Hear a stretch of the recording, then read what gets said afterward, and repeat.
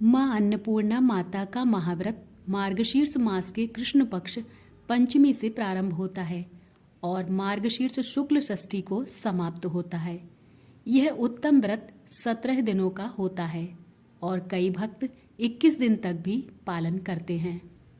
माँ अन्नपूर्णा माता के महाव्रत की कथा इस प्रकार से है। एक समय की बात है, काशी निवासी धनंजय की पत्नी का नाम सुलक्षणा था। उसे अन्य सब सुख प्राप्त थे, केवल निर्धनता ही उसके दुख का एकमात्र कारण थी। यह दुख उसे हर समय सताता रहता था। एक दिन सुलक्षणा पति से बोली, स्वामी आप कुछ उपाय करो तो काम चले। इस प्रकार कब तक काम चलेगा?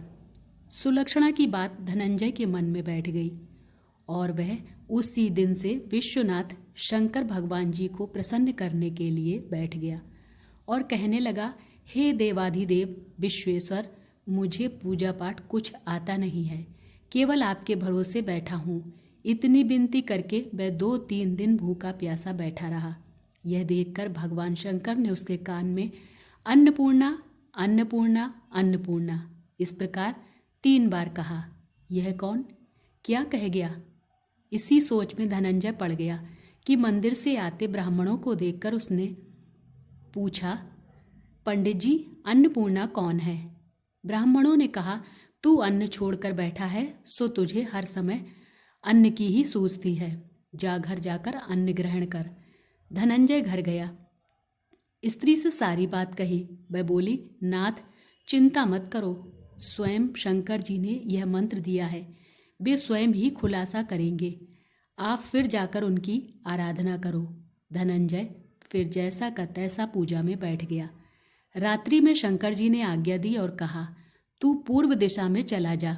वह अन्नपूर्णा का नाम जपता और रास्ते में फल खाता, झरनों का पानी पीता जाता। इस प्रकार कितने ही दिनों तक चलता गया। वहां उसे चांदी सी चमकती वन की शोभा देखने में आई। सुंदर सरोवर देखने में उसके किनारे कितनी ही अप्सराएं झुंड बनाए बैठी थीं। एक कथा सुनती और सब मिलकर मां अन्नपूर्णा इस प्रकार बार बार कहती। यह अगहन मार्गशीर्ष मास की उजेली रात्रि थी और आज से ही व्रत का आरंभ था। जिस शब्द की खोज करने वह निकला था वह उसे वहां सुनने को मिला। धनंजय ने उनके पास जाकर पूछा, हे देवियों, आप यह क्या कर रही हो? उन सब ने कहा, हम सब मां अन्नपूर्णा का व्रत करती हैं। धनंजय ने पूछा, व्रत पूजा करने से क्या होता है? यह किसी ने किया भी है? इसे कब किया जाए? कैसा व्रत है और कैसी क्या विधि है? मुझसे भी विस्तार से कहो। वे कहने लगी, इस व्रत को सब कोई कर सकते हैं। 21 दिन तक के लिए 21 गांठ का सूत लेना चाहिए। 21 दिन यदि ना बने तो 1 दिन उपवास करें। यह भी ना बने तो केवल कथा सुनकर प्रसाद लें। निराहार रहकर कथा कहें। कथा सुनने वाला कोई ना मिले तो पीपल के पत्तों को रख सुपारी या घृत कुमारी वृक्ष को सामने कर, दीपक को साक्षी कर, सूर्य, गाय, तुलसी या महादेव को बिना कथा सुनाए मुख में दाना ना डालें। यदि भूल से कुछ पड़ जाए तो 1 दिवस फिर उपवास करें। व्रत के दिन क्रोध ना करें और झूठ ना बोलें। धनंजय बोला, इस व्रत के करने से क्या होगा? वे कहने लगी, इसके करने से अंधों को नेत्र मिले, लूलों को हाथ मिले, निर्धन के घर धन आए, बांझी को संतान मिले, मूर्ख को विद्या आए। जो जिस कामना से व्रत करे माँ उसकी इच्छा पूरी करती हैं। वह कहने लगा, बहनों मेरे पास भी धन नहीं है, विद्या नहीं है, कुछ भी तो नहीं है। मैं तो दुखिया ब्राह्मण हूँ, मुझे इस व्रत का सूत दोगी? हाँ भाई, तेरा कल्याण हो, हम तुम्हें अवश्य देंगी। ले इस व्रत का मंगलसूत्र ले। धनंजय ने व्रत किया। व्रत पूरा हुआ तभी सरोवर में से 21 खंड की सुवर्ण सीढ़ी हीरा मोती जड़ी प्रकट हुई। धनंजय जय अन्नपूर्णा अन्नपूर्णा कहता जाता था। इस प्रकार कितनी ही सीढ़ियां उतर गया तो क्या देखता है कि करोड़ों सूर्य से प्रकाशमान अन्नपूर्णा का मंदिर है। उसके सामने सुवर्ण सिंहासन पर माता अन्नपूर्णा विराजमान है। सामने भिक्षा हेतु शंकर भगवान खड़े हैं। देवंगनाएं चमर डुलाती हैं, कितनी ही हाथ बांधे पहरा देती हैं। धनंजय दौड़कर जगदम्बा के चरणों में गिर गया। देवी उसके मन का क्लेश जान गई। धनंजय कहने लगा, माता आप तो अंतर्यामी हो, आपको अपनी दशा क्या बताऊं। माता बोली, मेरा व्रत किया है, जा, संसार तेरा सत्कार करेगा। माता ने धनंजय की जिह्वा पर बीज मंत्र लिख दिया। अब तो उसके रोम रोम में विद्या प्रकट हो गई। इतने में क्या देखता है कि वह काशी विश्वनाथ के मंदिर में खड़ा है।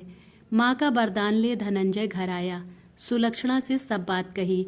माता जी की कृपा से उसके घर में संपत्ति उमड़ने लगी। छोटा सा घर बहुत बड़ा गिना जाने लगा। शहद के छत्ते में मक्खियां जैसे जमा होती हैं, उसी प्रकार अनेक सगे संबंधी आकर उसकी बड़ाई करने लगे। कहने लगे, इतना धन और इतना बड़ा घर, सुंदर संतान नहीं तो इस कमाई का कौन भोग करेगा। सुलक्षणा से संतान नहीं है, इसलिए तुम दूसरा विवाह करो। अनिच्छा होते हुए भी धनंजय को दूसरा विवाह करना पड़ा और सती सुलक्षणा को सौत का दुख उठाना पड़ा। इस प्रकार दिन बीतते गए। फिर अगहन मास आया। नए बंधन से बंधे पति से सुलक्षणा ने कहलाया कि हम व्रत के प्रभाव से सुखी हुए हैं, इस कारण यह व्रत छोड़ना नहीं चाहिए। यह माता जी का प्रताप है जो हम इतने संपन्न और सुखी हैं। सुलक्षणा की बात सुन धनंजय उसके यहाँ आया और व्रत में बैठ गया। नई बहू को इस व्रत की खबर नहीं थी। वह धनंजय के आने की राह देख रही थी। दिन बीतते गए और व्रत पूर्ण होने में 3 दिवस बाकी थे कि नई बहू को खबर पड़ी। उसके मन में ईर्ष्या की ज्वाला दहकने लगी। सुलक्षणा के घर आ पहुंची और उसने वहां भगदड़ मचा दी। वह धनंजय को अपने साथ ले गई। नए घर में धनंजय को थोड़ी देर के लिए निद्रा ने आ दबाया। इसी समय नई बहू ने उसका व्रत का सूत तोड़कर आग में फेंक दिया। अब तो माता जी का कोप जाग गया। घर में अकस्मात आग लग गई, सब कुछ जलकर खाक हो गया। सुलक्षणा जान गई और पति को फिर अपने घर ले आई। नई बहू रूठकर पिता के घर जा बैठी। पति को परमेश्वर मानने वाली सुलक्षणा बोली, नाथ घबराना नहीं, माता जी की कृपा अलौकिक है। पुत्र कुपुत्र हो जाता है पर माता कुमाता नहीं होती। अब आप श्रद्धा और भक्ति से आराधना शुरू करो, वे जरूर हमारा कल्याण करेंगी। धनंजय फिर माता के पीछे पड़ गया। फिर वहीं सरोवर सीढ़ी प्रकट हुई, उसमें मां अन्नपूर्णा कहकर वह उतर गया। वहां जा माता जी के चरणों में रुदन करने लगा। माता प्रसन्न हो बोली, यह मेरी स्वर्ण की मूर्ति ले, उसकी पूजा करना, तू फिर सुखी हो जाएगा। जा, तुझे मेरा आशीर्वाद है। तेरी स्त्री सुलक्षणा ने श्रद्धा से मेरा व्रत किया है, उसे मैंने पुत्र दिया है। धनंजय ने आंखें खोली तो खुद को काशी विश्वनाथ के मंदिर में खड़ा पाया। वहां से फिर उसी प्रकार घर को आया। इधर सुलक्षणा के दिन चढ़े और महीने पूरे होते ही पुत्र का जन्म हुआ। गांव में आश्चर्य की लहर दौड़ गई। इस प्रकार उसी गांव के निसंतान सेठ के पुत्र होने पर उसने माता अन्नपूर्णा का मंदिर बनवा दिया। उसमें माताजी धूमधाम से पधारी, यज्ञ किया और धनंजय को मंदिर के आचार्य का पद दे दिया। जीविका के लिए मंदिर की दक्षिणा और रहने के लिए बड़ा सुंदर सा भवन दिया। धनंजय स्त्री पुत्र सहित वहां रहने लगा। माताजी की चढ़ावे में भरपूर आमदनी होने लगी। उधर नई बहू के पिता के घर डाका पड़ा, सब लुट गया। वे भीख मांगकर पेट भरने लगे। सुलक्षणा ने यह सुना तो उन्हें बुला भेजा, अलग घर में रख लिया और उनके अन्न वस्त्र का प्रबंध कर दिया। धनंजय, सुलक्षणा और उसका पुत्र माता जी की कृपा से आनंद से रहने लगे। माता जी ने जैसे इनके भंडार भरे वैसे सबके भंडार भरे। बोलिए अन्नपूर्णा माता की जय।